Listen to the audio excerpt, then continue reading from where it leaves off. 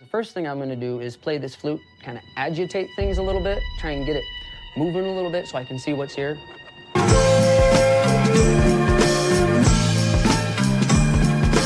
This is drawing a spirit down into the self. And not to question the Sorcerers Guild, they've done a lot of incredible work out there over the last couple millennia. Let them fade away as you focus. Greetings. This is CMN. All right, welcome back, everybody. It's Suspicious Marsupial Kennedy here, and this is Chaos Magic News. Today we have a really great interview, another friend of the show, and Sorcerer Tal is our guest today. He's been a professional sorcerer for 20 years. He has spent a lifetime studying magic by the fine art of fucking around and finding out. Tal began his mostly on the work of his great-grandfather, who was a Manitou and a Medouin. If I'm pronouncing those correctly. I'm book educated, so you know it's always a fun experience when you're like, I've only seen this word written, so I don't know if I'm saying it right. But he has since branched out into chaos magic, rune, and sigil-based divination has been a big thing of his.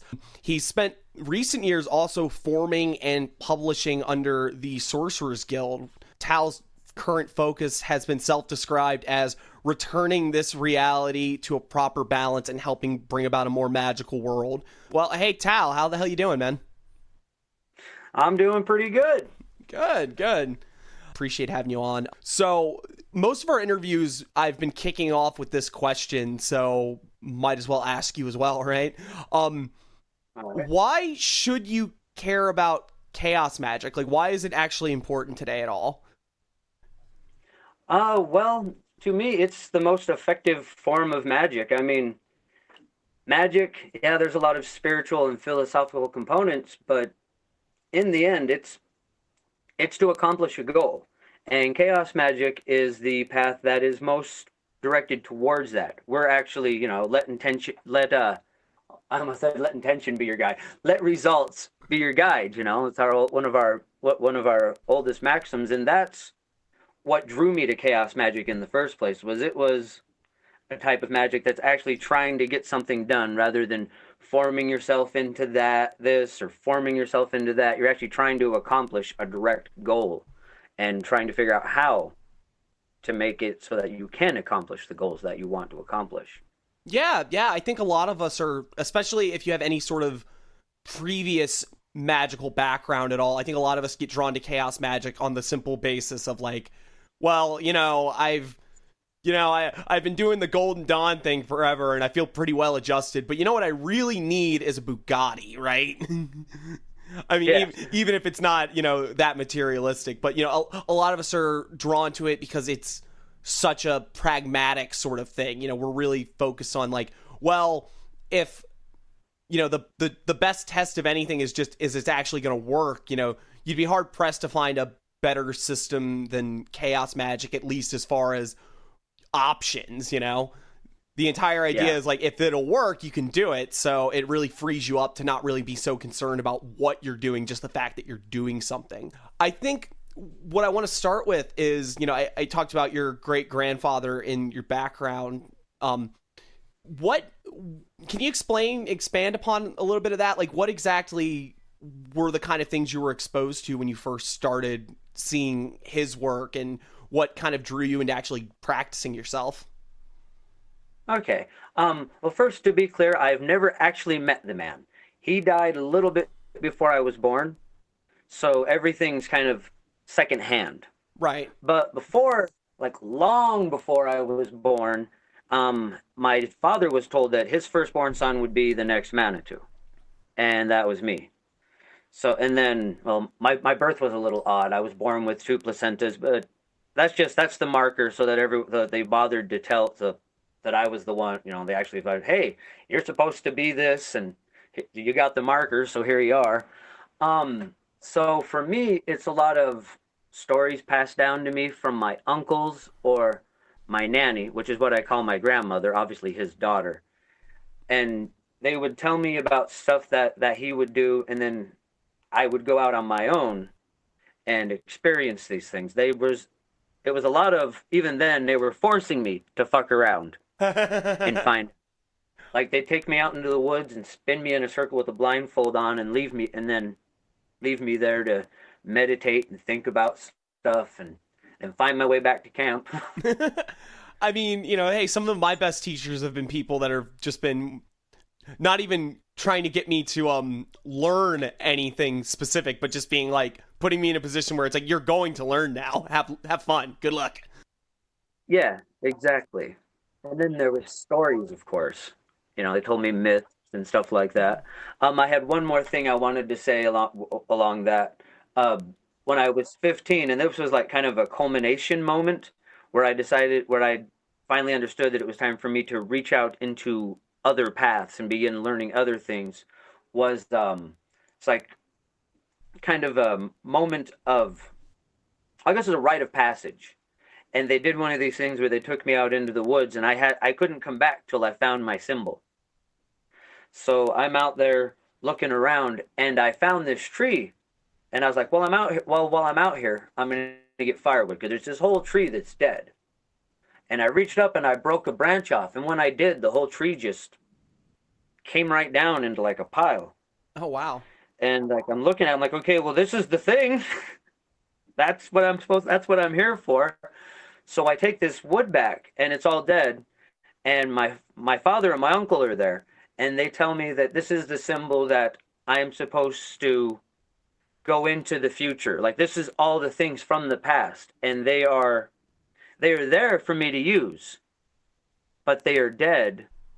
That time is over. Those things are to be burned, and so that I can continue with my future. I continue with my future, because my path does not belong to the past. My past belongs to the future. And that's when I began, and not long after is when I started getting into chaos magic.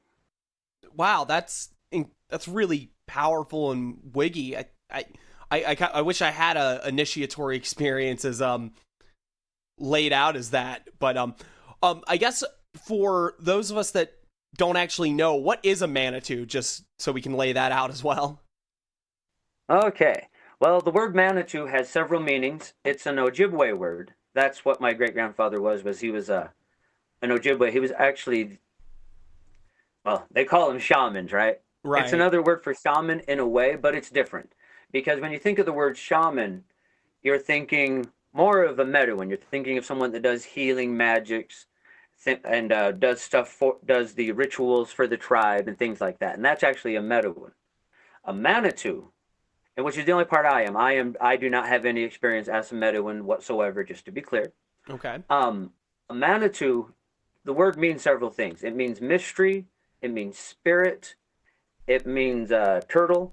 But to be a Manitou is someone that is between the two worlds, which is a shaman as well, but we're between the two worlds in a more, it's more personal, right? That's the part, that's why they put me out and didn't tell me things until after I had learned certain lessons before they actually tell me how to like actually make something. Because there's the mystery involved. It's someone who is born into the mystery, essentially. And it translates better as sorcerer, which is why I call myself Sorcerer Tal. Ah, okay. I was actually going to get to that, but I'll ask now. Because you have a book out right now, published under the Sorcerers Guild, right? You know, that's as the collective. Like, I think you said something to the effect of like, I've written 90% of it. Yeah, I wrote and compiled most of the first one. Right. And you make, you know, your primary focus in it seems to be, you know, what I guess for, you know, lack of a better term, we call spellcraft, I think is the word that you use most of it. Yeah. Just, I guess you know, I'm sure others have used that term before, but I think you have pretty specific but flexible definitions of that all throughout the book.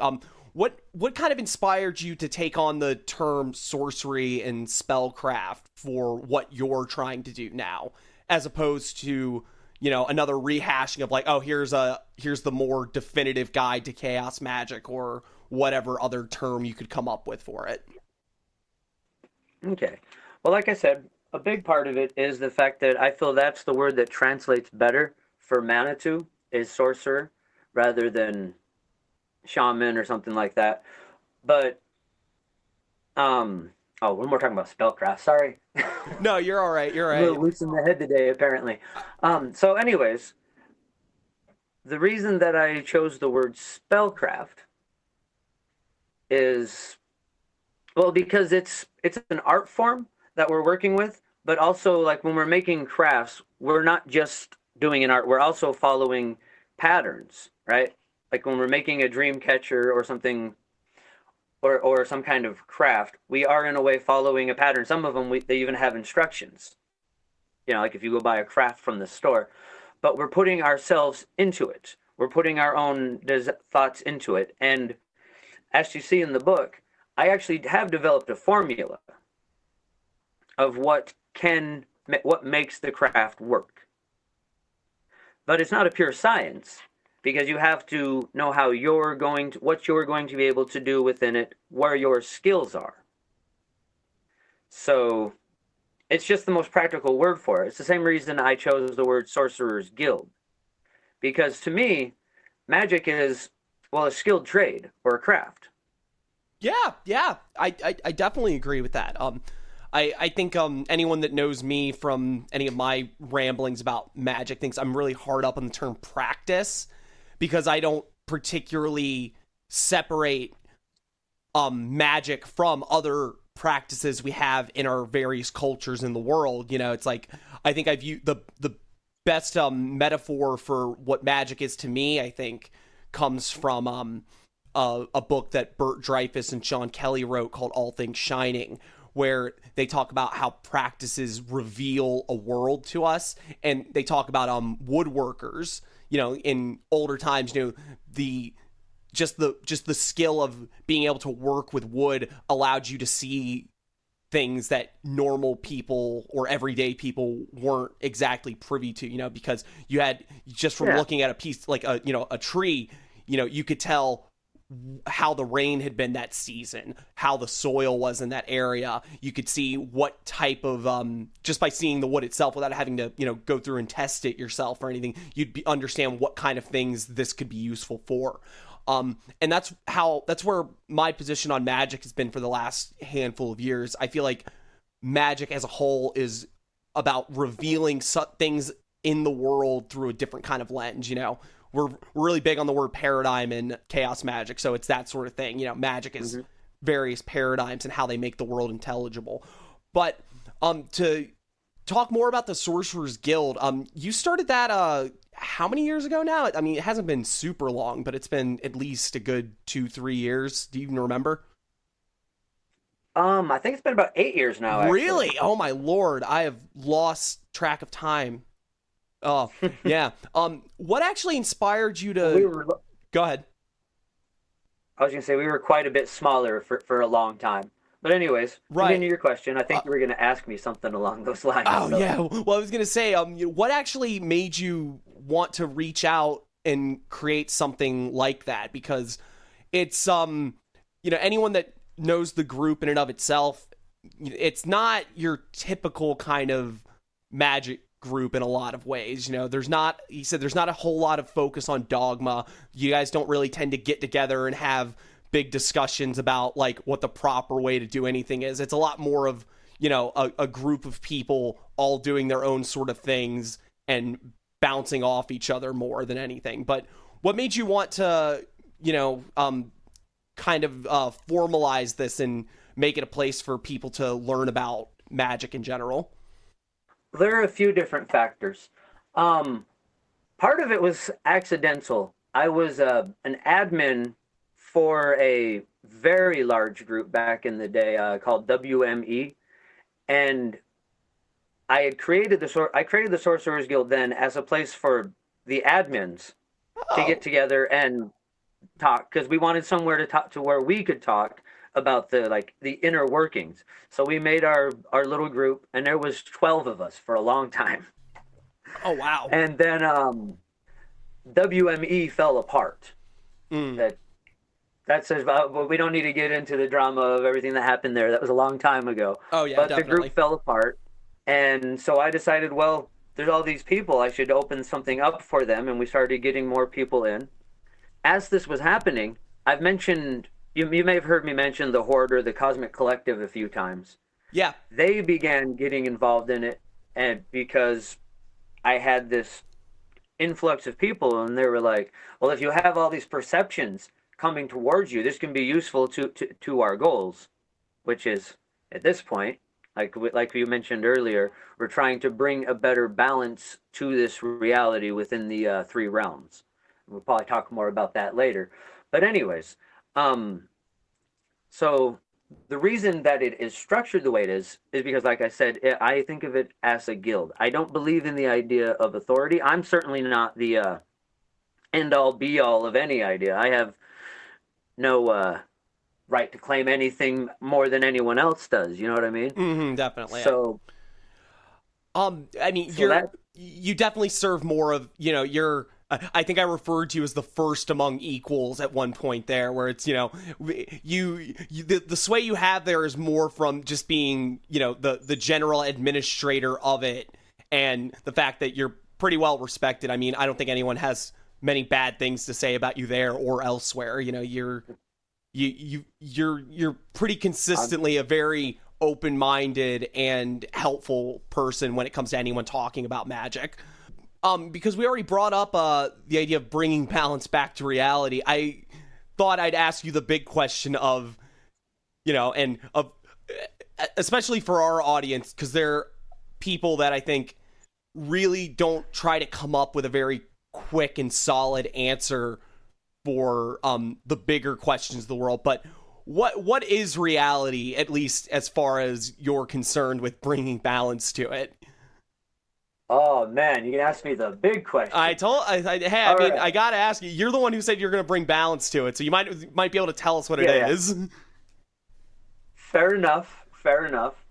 Well, reality, obviously, a many-faceted thing. But if we're gonna try to nail it down, for me, reality is where the interface of your inner self and what you think is going on with the world meets what I refer to as the base reality. And that I can't tell you what the base reality is. Nobody can. Like the ultimate truth, if there is one, that's something nobody has ever touched. That is the nebulous, untouchable center. But reality is where what we think is going interacts with what is going on. Okay, all right. So how I'm trying, what I mean by bringing balance to this is that part that I claim nobody can touch and nobody can know anything of. I guess we're trying to move what isn't, right?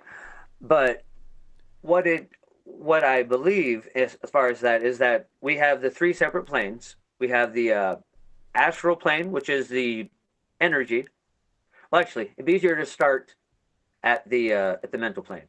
Okay, so we have the mental plane, which is thought. That is the process of information in transfer. And the process of information in transfer, as it transfers, becomes energy, which makes up the astral plane. And as the astral plane moves around and the energy inside of it condenses into forms and concepts, we have the material plane. Now, currently, our reality, because of I don't know how else to put it, but an obsession with personal, or an obsession with material gain and a desire to push us all into a conformity and monotheistic mindset, and the idea that magic does not exist, and begin pulling our focus away from these other realms, has caused us to be pulled too far down towards the material plane, rather than in this, like if you were to picture these three as a triangle, we should be in the very middle of the triangle, like a little circle in the very center of the triangle. But instead, we have been pulled very far towards one point. And the goal is to help get people to begin focusing and realizing these other parts of their lives are there and are affecting them. So they need to get them into focus, and if we can all bring that back into focus, we get back into more into the center, become more aware of the magic, and then it has a less subtle effect. Right. Okay. I'm reminded of two things. I'm reminded of a Crowley quote that I'm probably gonna mangle here, but it was something to the effect of, you're doing magic all the time anyway, so it's probably better that you're good at it than bad at it.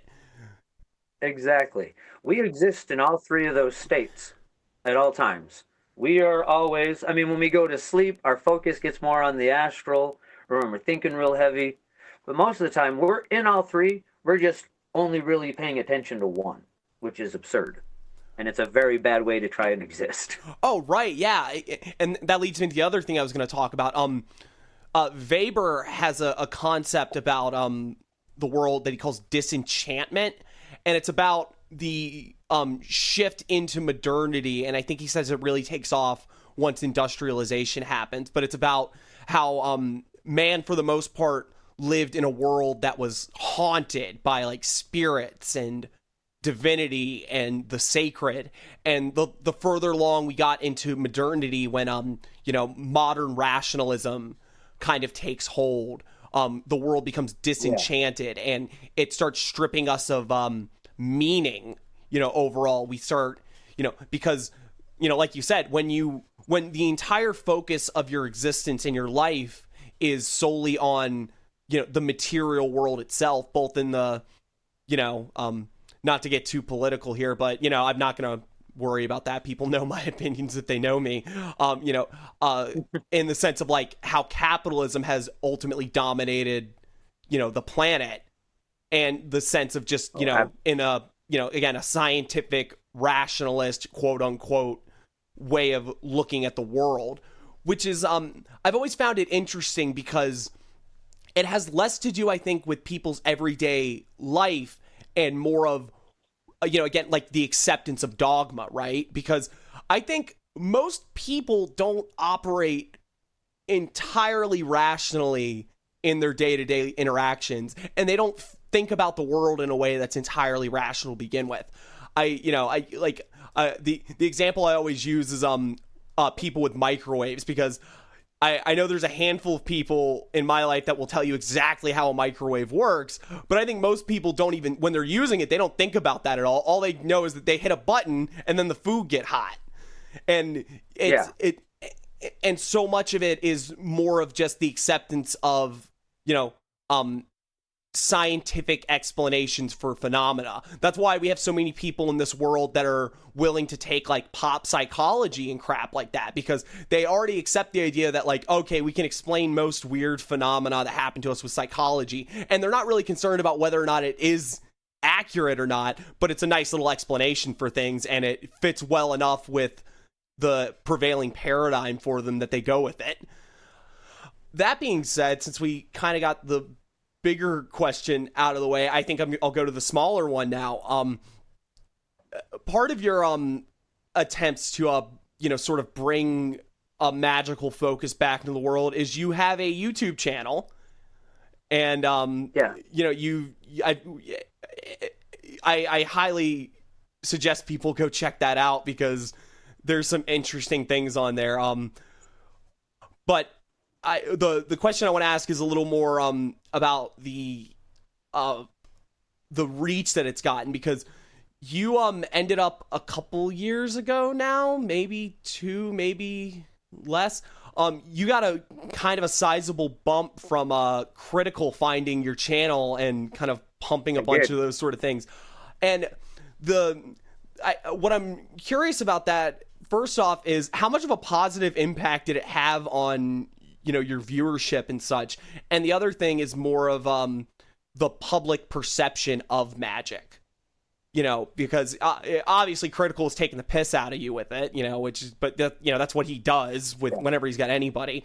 But do you feel like having, I suppose, a lot of people will say any publicity is good publicity, but on the other side of it is making this sort of thing, the fodder for mockery, helpful to the community and your project as a whole, you think?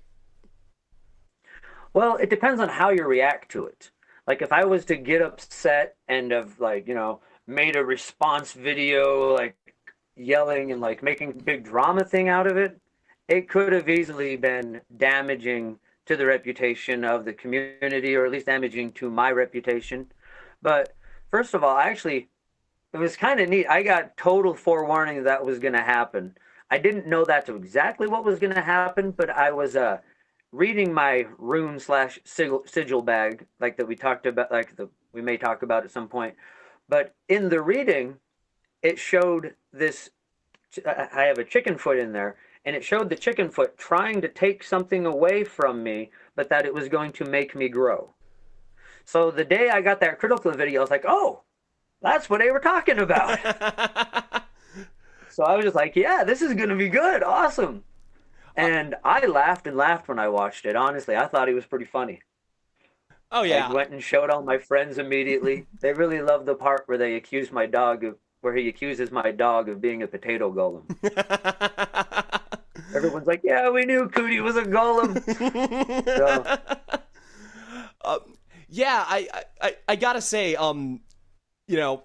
even as far as your reaction to it, like that, you're a prime example of how you should take criticism.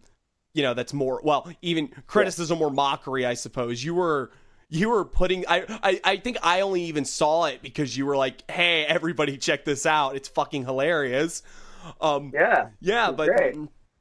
yeah, I mean, again, I think there is something to be said about not reacting too heavily to I think in the political world's a good thing for that too, because a good analogy to it too, because anytime you get any major criticism or there's like a big story politically, people make a big show of trying to react to it, and it almost inevitably makes it worse because the minute you start denying things, people start thinking you're guilty. I think you went about it in probably the best possible way. You just kind of embraced it and were like, well, look, people are talking about this, and that's already better than what they were doing before. Think about if even like a third of the people that saw that video were like, well, hey, maybe this is a little goofy, but maybe there's something to it. That's already, helping a tremendous amount to kind of bring it back. I think I definitely think that there's a certain cycle to esoteric and occult revival, at least as far as like culturally, because back in the 70s there was a pretty big occult revival, and parts of the 90s had it too, and it's been about it's 2022 now, we're kind of due for it, and I think there is a lot of that culturally. I tarot cards for one have been like, that's always like the gateway drug to magic for a lot of people, because everyone already understands the concept in the most basic sense. And what's great about tarot is that the minute you start looking at it, it just gives you more magical ideas and concepts and symbols. And you're like, well, I don't know what any of this means, so I guess I have to read more. I don't think I put any stock into astrology when I first got into magic, but just from doing tarot and having to like understand attributions and stuff, I learned a significant amount of it, and that led me to people like Arthur Young, who have their own like wacky ideas about what astrology does. So because we already brought up divination, I was curious, when you're talking about sigil-based divination, what have you been doing lately? What is that? What's the thought process behind doing that sort of thing? Okay, well, it started out as a rune bag, and I began casting my runes on a chart. And over time with sigils, like I tend to reuse my sigils. If I find a sigil that works for a certain intent, every time I have that intent, I'll pull out that same sigil and use it again, because I feel it adds momentum to the meaning of the sigil. Right. And so, if you can hear that, that's my dog coming down the ramp. But anyways, so as that goes on, I began using the sigil. Then begins to represent an intent to me. And so then once it represents that intent, that intent can very easily be turned around into a meaning. So then that sigil gets added to the bag. Okay. And so now my rune bag is like half successful sigils that have evolved now into, I guess, personal runes or whatever you want to call them. Yeah, okay. I mean, that's I feel like that's something that once you've been doing magic long enough, it almost inevitably happens, right? You start having your own systems and mythologies kind of being built. I talked a lot about this sort of thing with Ben Beardsley the other day. The biggest hurdle when you first start doing magic, right, is that you don't have any confidence or even experience in your own personal craft. So much of it is just like learning about other things and applying them, right? And, you know, as far as chaos magic is concerned, I'm not sure if it's a universal thing. I don't believe in universals, I suppose. But I know when I started, because I came to chaos magic from Thelema, a lot of it became just the idea of like, well, there aren't any real rules about any of this, so I can just kind of take what does work and amalgamate it together. But it wasn't until I had been doing it for a while that things like, you know, what you were talking about started popping up, you know, specific symbols that don't have any outside context other than I either created them or found them and reinterpreted them in a way that doesn't quite resonate with the cultural consensus of it. What I'm really curious to ask you about is, as far as your own personal practice, how did it really come about after you got out of your, you know, you said it was moving forward out of the older practices and traditions. So how did it, where did you have the moment where you're like, oh crap, I've made my own system at this point? Or did it just sort of happen naturally and then you realize somewhere along the line of like, oh wow, I've kind of got a lot of my own ideas at this point that don't really have any source other than my experience? Well, with how I first got into the whole thing, like I said, they were just making me learn on my own from the beginning. So honestly, I've always thought of my system as my own system. There was never a time. I mean, like I've been under teachers before. Like I went and learned Welsh cunning under, well, they called it Wicca, but really it was the coven was Welsh cunning, and I went under them for a while. I've had other teachers, but it's always kind of been my thing that I'm following, because that was the first thing interjected into me was, you're the Manitou and you're gonna have to figure out what that means. Now go sit in this field and think. All right, okay.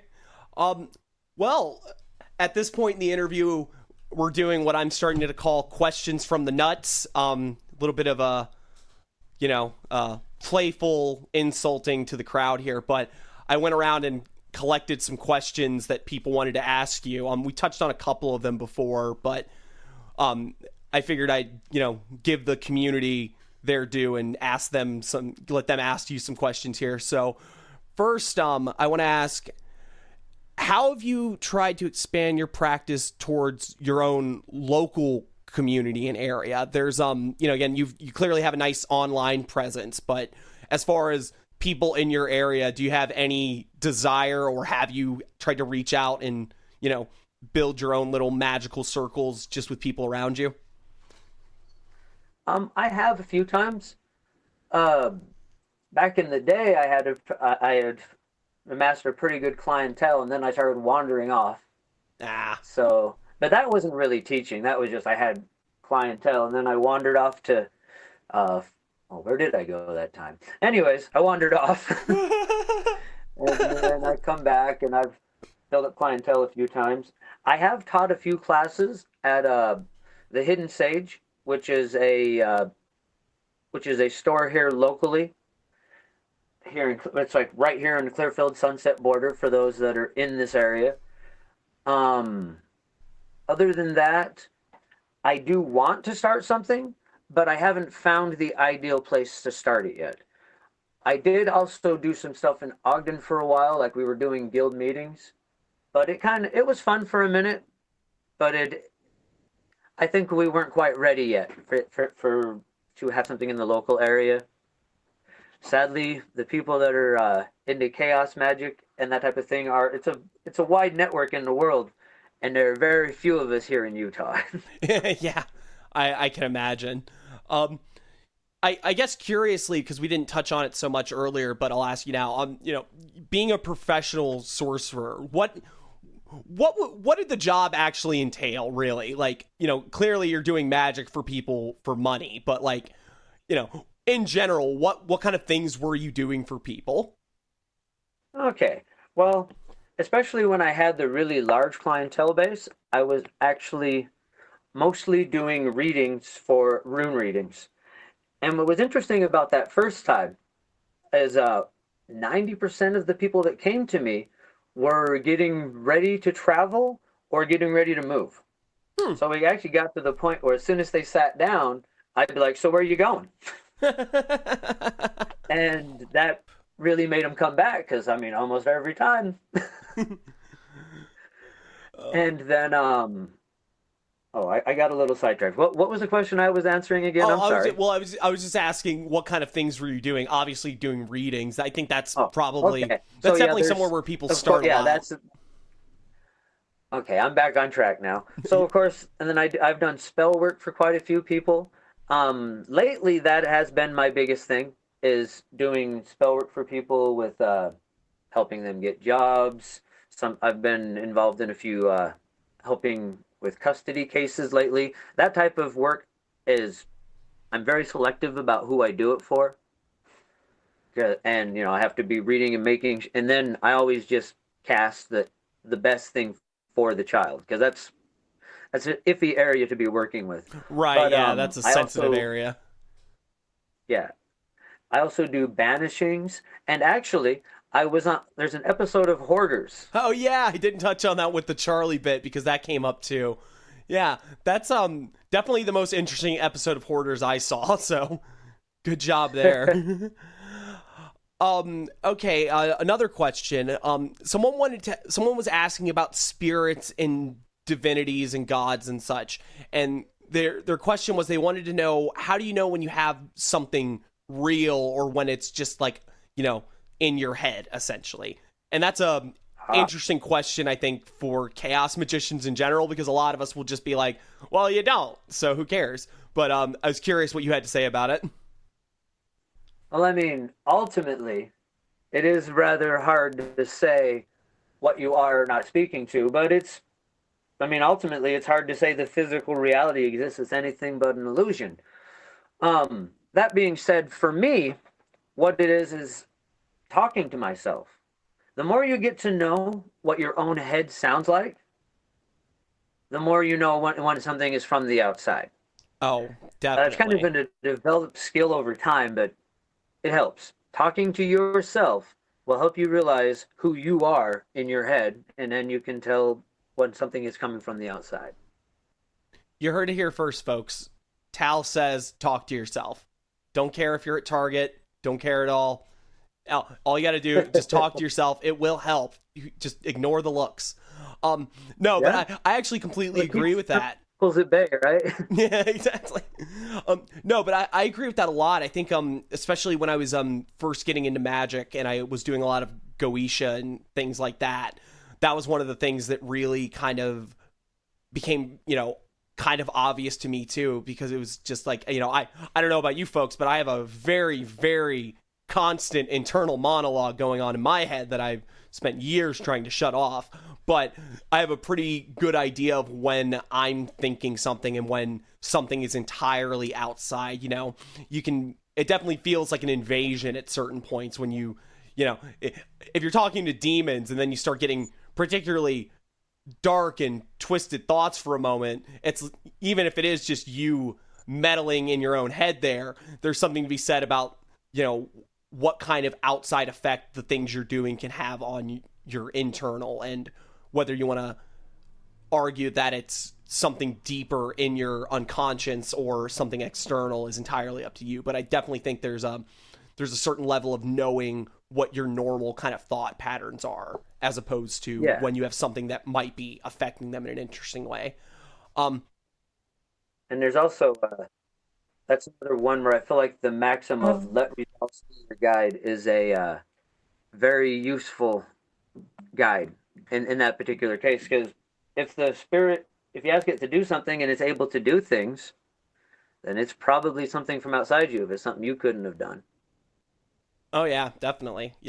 It's hard to argue with it if you're like, all right, well, if you're real, do this, and then something happens, right? It's like, well, fuck. Exactly. Either I'm way more, either I'm way better at this than I thought I was, or there might be something else at play here. Yeah. So someone wanted to know what working has had the most impact on your life. I think that's a really tough question for any of us to answer, especially because we don't have a particular great vantage point to look at the rest of our lives from, right? But I was curious if you had an answer for that at all, though. Well, actually, that's a great question to bring up, because I'm going to be I don't know if you've seen the posts about my defrag button, but I'm going to be pushing that later today. Oh, wow. So that might be the one. Oh, God. We'll see. Could be nothing at all. Could you explain the defrag button? Know what I'm talking about. Yeah, there you go. Explain that for our audience that hasn't seen that, because I've seen it quite a bit, and it's some of the most entertaining and interesting stuff I've read. So go ahead. Yeah, my brain is a strange place, that's for sure. Okay, so as a child, when I was little, we had computers that had the cassette drive, and they would literally, you have to literally sit there and listen to the ding, ding, ding, ding, all the data noises. And so I had already learned to meditate. It was one of the very first things I was taught as a child, because, it goes along with the whole thing of what they're trying to get me to do. So I meditated a computer into my brain. Like, I would listen to that sound and imagine an interface being created in my brain for this computer. And I feel like it helped a lot when I was a child, helping me become more high functioning, a little less neurodivergent. But anyways, as I got older, it began to fade. And I don't know, at some point it just completely went away. And then about 6 years ago, the first of these defrag buttons appeared, which, like, your old 90s computers, it was a button you push so that it would defragment all the broken code in the computer and get it to start working better. And so last time I was quite nervous. I thought about it for a few days, but I meditated on the button and I pushed it. And some of that computer came back online. Like, one of the things that in particular that was the strongest is actually like a square with a circle in it that will line up if I'm shooting a rifle with iron sights. Because that was one of the things that was very important to me when I was small, was getting better with my 22. So now if I look into them sights, I still kind of see the square. But when I first pushed the button, it was like on Sesame Street, and like Kermit draws the letter J. Just like superimposed. And it's faded again now. But the buttons come back. And with everything that happened with my dream scenario that I did for May 5th of this year, I think that is part of it, because I realized, once I'm looking at this defrag button going, oh man, what is this going to do? What's going to happen this time? So I realized if I had a defrag button, which wasn't created till the 90s, even though, like, I created my computer interface in like the early 80s, I decided that, well, if I have a defrag button, I could have a help button.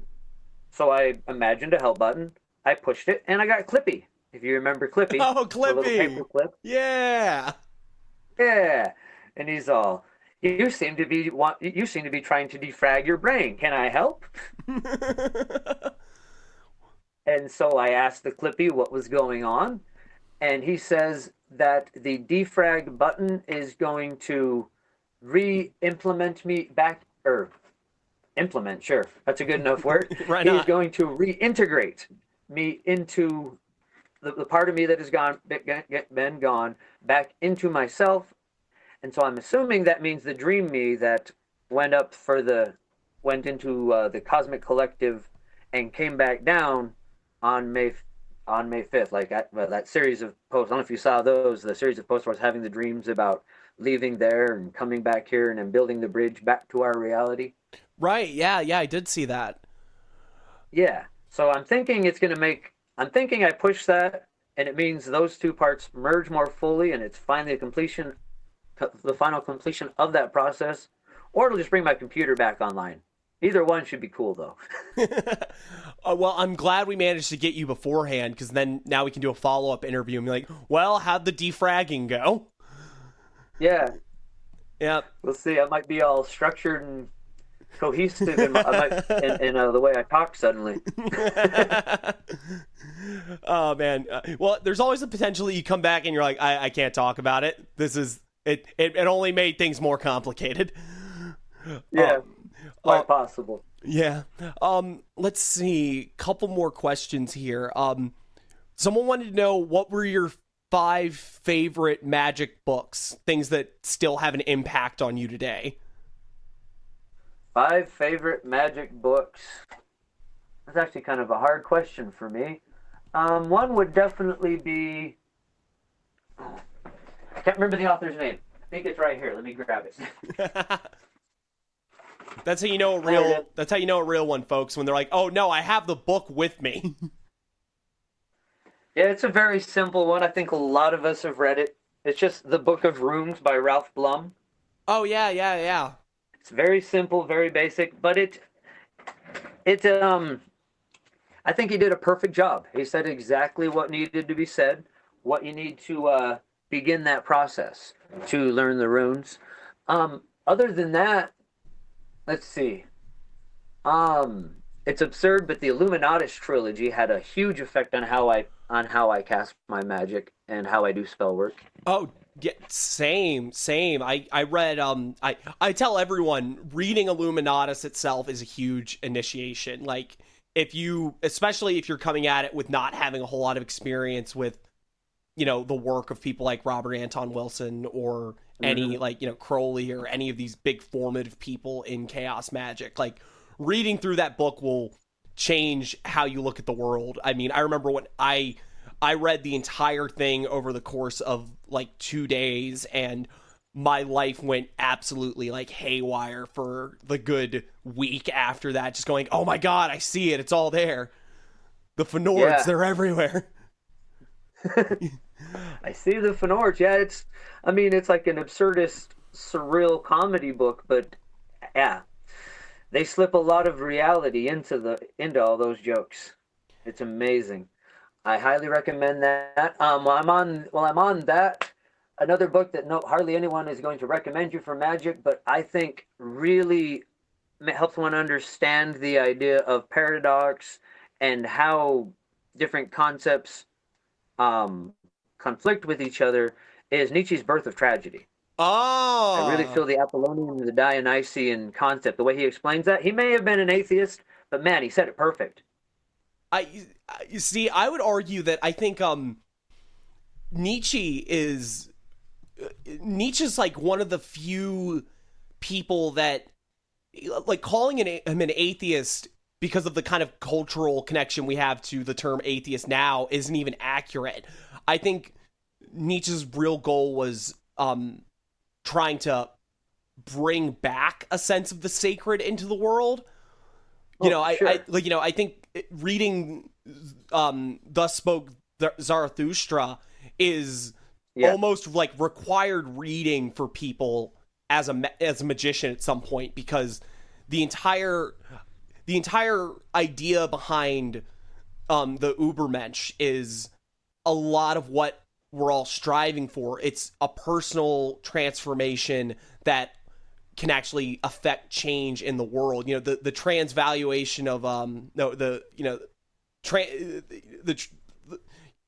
what's the word I'm looking for here? I can't even remember the quote because I'm a fucking pseudo intellectual. But the entire restructuring of values and meaning in the modern world is half the battle of what we're trying to do with magic. I think I don't think anyone ever got into magic that wasn't looking for meaning in some sort of sense, right?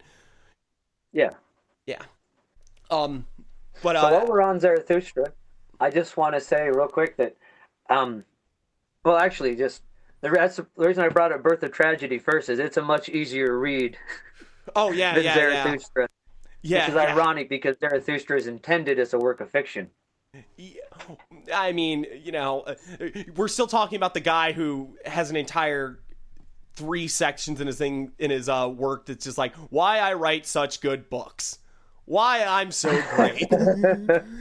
So of course even his work of like, oh man, this is gonna be nice and accessible, it's gonna be like a little parable for people, and then people are just gonna be like, what the fuck is this? Yeah, and it's his densest work, in my opinion. I mean, it's great, and I totally agree with what you were saying. But in order to really get it, I feel like after you've read Thus Spake Zarathustra, you should turn around and read Stranger in a Strange Land. Another great by Robert classic. Heinlein. Yeah, Heinlein. Heinlein is someone that doesn't get enough praise in the Magick community, because that's someone so much of his individualism is really key to a lot of what chaos magic is now.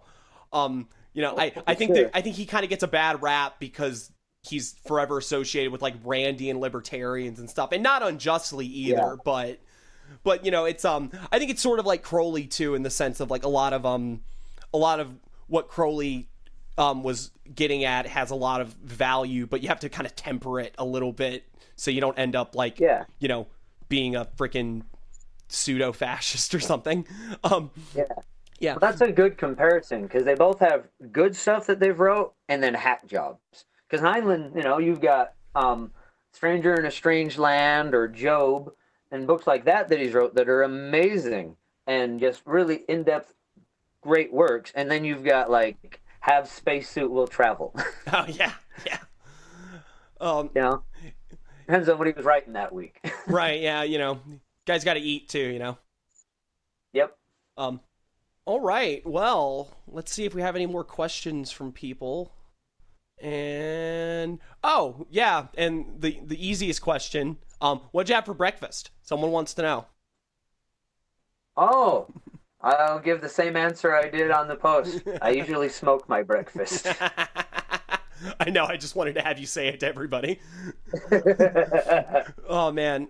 Well, this has been a great talk. I'm really appreciate having you on. Is there anything you want to plug right now in this little area here? People obviously can find you on Facebook in the Sorcerers Guild, but anything else you want to put out there? Well, you mentioned the book. You mentioned my YouTube. It's just youtube.com/c/Sorcerer Tal to get right to my channel. I will be bringing...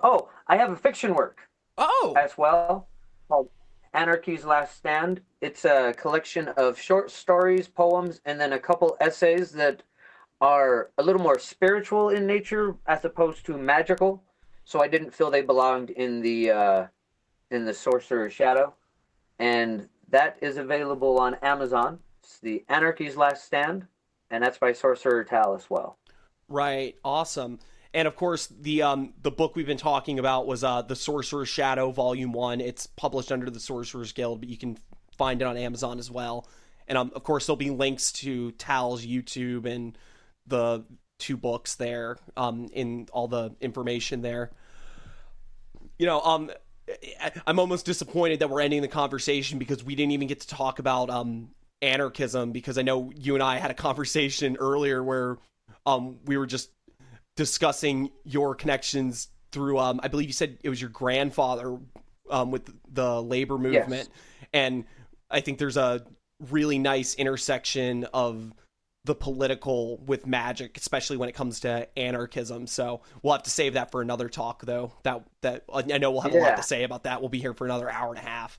So So with that, I look forward to that, though. Oh yeah. Well, don't worry. We'll definitely have you back. Cool. So again, thank you, Sorcerer Tal, for being on. It was really great. Thanks everyone for listening. This has been Chaos Magic News. Again, the only media outlet that's officially sanctioned by the Secret Chiefs. As always, if you and your bedroom alchemy experiments have gotten the Philosopher's Stone, please use it to transmute Kanye West into solid gold for the benefit of humanity as a whole.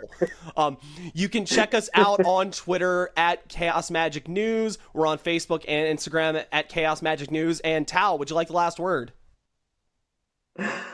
Oh, man, you got me laughing too hard.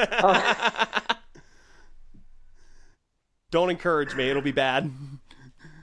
Bright blessings and an interesting fate. Yeah. All right. As I always say on my channel. Sweet, sweet. Well, again, thanks for having us on. We will see you guys next time.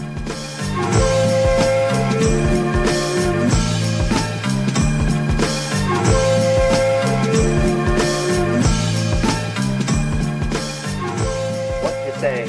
Well, I was telling you about my doggy door thing here. It's actually kind of a trip. I'm in and there's the window, and the dog comes in through the window, and she's got like a ramp she comes down, and then another ramp she comes down, which is why I was concerned about it, because it makes some noise when she comes in.